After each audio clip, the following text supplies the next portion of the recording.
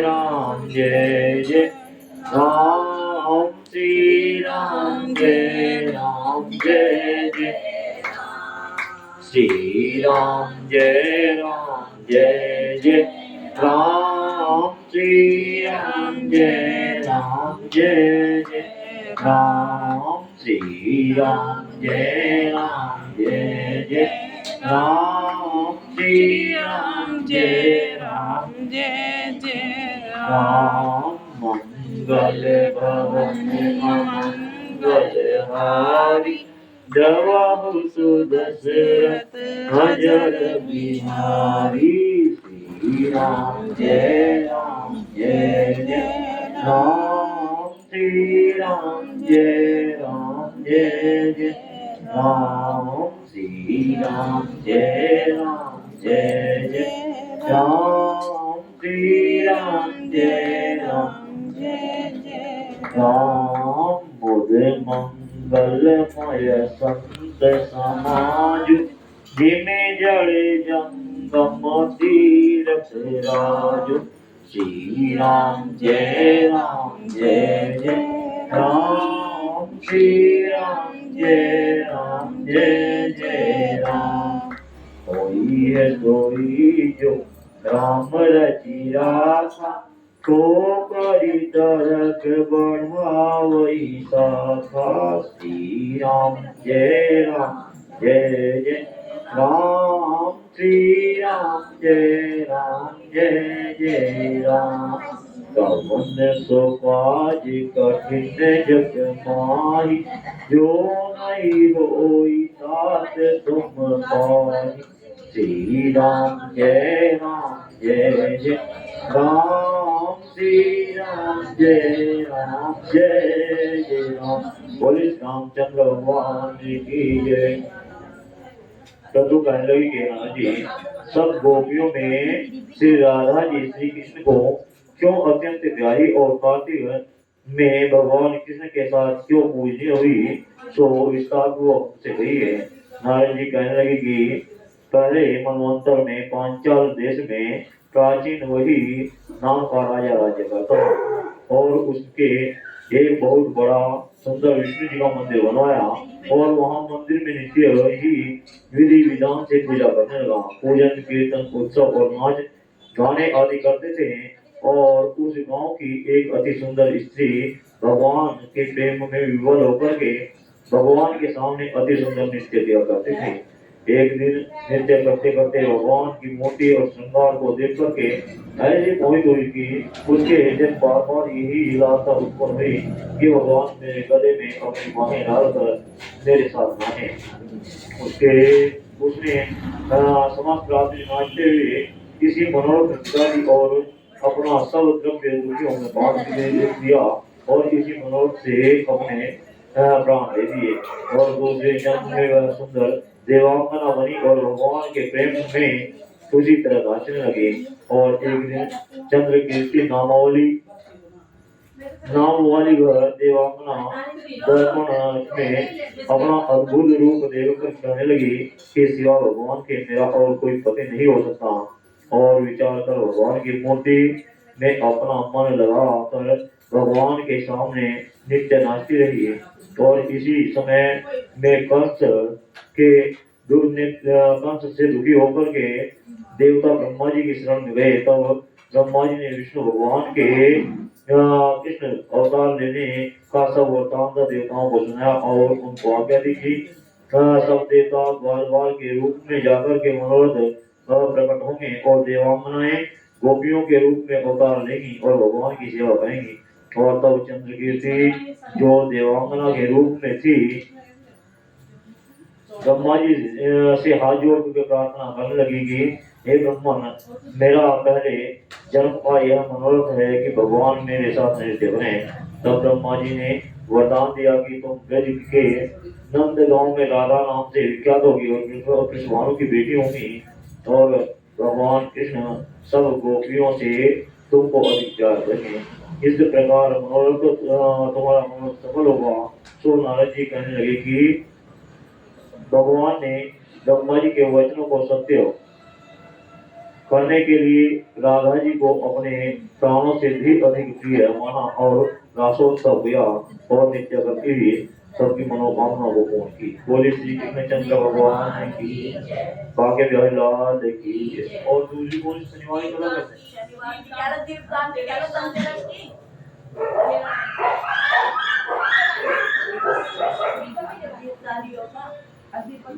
हैं। दीपदान का समय लग रहा है। पहले कहानी सुन ले, सुन लो पहले लोग आदि से दिए जला के आगे तो जला ले दिए जला के हां और इसके भगवान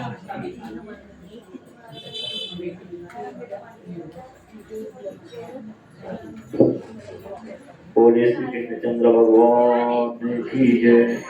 एक बार ये राज ने अपने दूतों से प्रश्न किया कि क्या प्राणियों के प्राण करते समय तुम्हें किसी पर दया आती है। यमदूत संकोच कर उन्हें पलट कर बोले, नहीं महाराज, हम तो आपकी आज्ञा का पालन करते हैं, हमें दया नहीं आती और दया का हमारी कोई प्रयोजन भी नहीं है। यमराज ने प्रश्न किया और दोहराया, और संकोच मत करो, यदि कभी कहीं तुम्हारा मन पसीजा है तो निडर होकर कहो। तब यमदूतों ने कहा कि सचमुच में एक घटना ऐसी है, जब हमारा हृदय कांप गया। हंस नाम का राजा एक दिन शिकार के लिए गया था। वह जंगल में अपने साथियों से बिछुड़कर भटक गया और दूसरे राजा के समीप चला गया। वहाँ के शासक हेमा ने राजा हंस का बड़ा सत्कार आदि किया और इसी दिन राजा हेमा की पत्नी ने पुत्र को जन्म दिया। ज्योतिषियों ने नक्षत्र गणना करके बताया कि बालक विवाह के 4 दिन बाद ही मर जाएगा। राजा हंस के आदेश से उस बालक को यमुना तट पर एक गुहा में ब्रह्मचारी के रूप में रखा गया और उस तक स्त्रियों की छाया भी नहीं पहुंचती थी, किंतु विधि और विधान पर अडिग होता है। और संयोगवश एक दिन राजा हंस की राजकुमारी यमुना के तट पर निकल गई और उसने ब्रह्मचारी बालक से गंधर्व विवाह कर लिया। चौथा दिन आया और राजकुमार मृत्यु को प्राप्त हो गया। उस नवप्रेमिका का करुणा विलाप देख करके हमारा हृदय भाग गया और ऐसी सुंदर जोड़ी हमने कभी नहीं देखी थी। कामदेव तथा रति के समान प्रतीत होते थे और इस युवक को कालग्रस्त करते समय अश्रु नहीं कम रहे थे। यमराज ने द्रवित होकर कहा कि क्या किया जाए। विधि का विधान की मर्यादा हेतु हमें ऐसा अप्रिय कार्य भी करना पड़ता है। तब यमदूतों के पूछने पर यमराज ने अकाल मृत्यु से बचने का उपाय कहा और धन संग पूजन एवं दीपदान की विधि पूर्ण करने से काल मृत्यु से छुटकारा मिलता है। जहाँ जहाँ जिस जिस घर में यह पूजन होता है उनकी अकाल मृत्यु नहीं होती और मृत्यु उनके पास भी नहीं भटकती। इसी घटना से धनतेरस के दिन धन्वंतरी पूजन सहित दीपदान की प्रथा का प्रचार हुआ। बोले श्री कृष्ण चंद्र भगवान की बाके लाल की जय। हरि ओम विष्णु विष्णु स्नाम प्रमात्मने प्राण स्वतमाय ब्रह्मण नामि द्वितीय अपराधे श्री बारह कल्पे वैवस मंत्रे।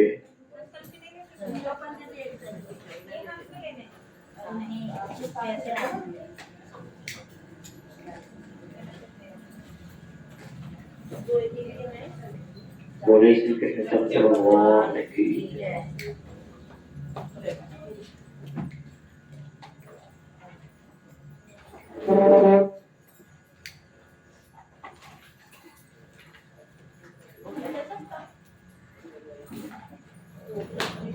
हरि ओम विष्णु विष्णुने प्राणोत्तमाय ब्रह्मण नामि द्वितीय अपराधे श्री बारह कल्पे वैवस मंत्रे अष्टाविंशतितमे कलियुग चरणे जम्बूद्वीपे वृत्तकंठे भारतवर्षे आर्यवर्तिक देशांतरते पुण्य क्षेत्रे गंगा मनोरमते मायापुर क्षेत्रे रुड़क्याख्या नामते अमुक नामे संवत्सरे सिद्धार्थ नामक संबंधे द्विअशीति द्विसहस्राब्दी संवत्सरे मासानां मासे उत्तमे मासे कार्तिक मासे शुभे कृष्ण पक्षे देव्यावनि द्वादश्यां तो अमुक वासनावतायाम अद्य अस्ति शनिवासनावताम अद्य अमुक गोत्रोत्पन्नः। अपने अपने गोत्र नाम का उच्चारण कीजिए। सपत्यों सपुत्रम सपुत्रियम सपरिवारम सकुटुंबम सहिष्णुमित्र सजानम मम कामना सिद्ध्यर्थो श्री श्री दुर्गा देवालय दीपदान च करिष्ये। ओम जजाग्रतो नमोदैत्य मंत्रम ज्योतिरेकं तन्मे मनः शिव संकल्पमस्तु संकल्पम सिद्धिरस्तु। बोले श्री कृष्ण चंद्र भगवान की जय। एक ब्राह्मण था, पाठ करने जा रहा था। रास्ते में शनिश्चर महाराज मिले। ब्राह्मण बोला, कहाँ जा रहे हो? शनिश्चर बोला, राजा के लगने जा रहा हूँ। और ब्राह्मण बोला, राजा के लग के सारी प्रजा दुखी होगी, मेरे को लग जाओ। शनिश्चर बोला, कितने समय के लिए? ब्राह्मण बोला, 7 साल की ना ओट पाए, 5 साल की ना ओट पाए जाए, और 2.5 साल की ना ओटी जाए, 1.25 साल की ना ओटी जाए, 1.25 पहर की ओट ली। और नदी के किनारे जाकर के बैठ गया। आसन पर बिठा के पाठ करने लगा और ओम नमो भगवते वासुदेवाय 5 बार कह के माला पहनने लगा। और नदी में 2 मतीरे बहे जा रहे थे, उन्हें निकालने के घोड़े के नीचे रख दिया और वो राजा के लड़के के सिर बन गए।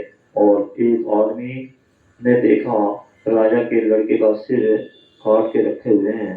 और तो ब्राह्मण ने कहा, किसी से कहियो मत, ना करे दशा लग रही है, कहियो मत, ना करे दशा लग रही है। और उसने एक से कही, 2 से कही, सारी नगरी में फैल गई। राजा के आदेश दिया, और राजा ने आदेश दिया कि ब्राह्मण को सूजी पर चढ़ा दो। सोने की गढ़वाई वो भी टूट गई, चांदी की गढ़वाई वो भी टूट गई, तांबे की गढ़वाई वो भी टूट गई, लोहे की गढ़वाई वो भी टूट गई, जो गढ़वाई वो भी टूट गई। और इतनी देर में 1.25 पहर व्यतीत हो गया। राजा के लड़के गिरते गिरते आ गए और रानी बोली, महाराज, ब्राह्मण को सूली पे चढ़ा दिया होगा और हमारा पाप कैसे उतरेगा? राजा बोला, जा देख के आ। और देखा तो ब्राह्मण पाठ करने में लगा हुआ था। ब्राह्मण क्या विज्ञान जानता था और बोला, मैं तो कुछ भी नहीं जानू, मैं तो पाठ करने जा रहा था और रास्ते में शनिश्चर महाराज के दर्शन हुए। कहाँ जा रहे हो? मैंने पूछा कि कहाँ जा रहे हो? राजा के लगने जा रहा हूँ। मैं बोला, प्रजा के लगेगा, सारी प्रजा दुखी, राजा को लगेगा तो सारी प्रजा दुखी होगी और मेरे लग जा। शनिश्चर महाराज बोले, 7 साल की ना ओटी जाए, 5 साल की ना ओटी जाए, 2.5 साल की ना ओटी जाए, 1.25 साल की ना ओटी जाए, 1.25 पहर की ओट ली। और 1.25 पहर में ऐसे रंग दिखाए। कहने लगा कि कहने लगा, इसकी कैसे दशा उतरे? सोने चांदी का दान, तांबे का दान, पीतल का दान। राजा तो कर दे, पर गरीब कैसे करे? गरीब तेल की, पानी गुड़ की डली डकोत को दे दे और 7 बार पीपल की में जल चढ़ा दे। कह दे, हे शनिदेव, मोटा कभी ना आवे टोटा। शनिवार की घड़ी घड़ी ले 70 बड़ा टले। और ये कह करके 7 बार जल चढ़ा दे तो सारी गला टल जाए। बोली श्री कृष्ण चंद्र भगवान की, शनिदेव भगवान की जय। अरे और सुनो ना, नाम भी पे हो जाएगी। कल संडे में तुम 2 घंटे में खानी हो बस में। 2 घंटे टाइम लेके आना है, कल को 2 घंटे हाँ ले आऊंगी। संडे है तो मुझे पूरे दिन बिठाई 2 घंटे बैठ के कल संडे है ना, मजबूरी है। चलो भाई, पहला वो भी काम जाओ, स्कूल जाना, बच्चे को सारा देखना। खुद जॉब करे इसलिए नहीं तो बताइए है। हम भी जब बच्चे छोटे थे 6 बजे भाग जाते थे, चाहे कथा हो या ना हो, एक बार आवे करना पड़ेगा स्कूल वालों को देखना।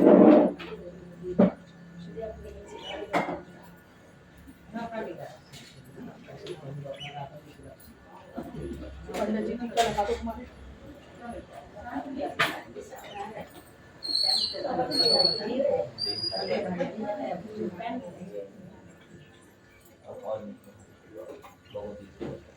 इसको पीना क्या करना?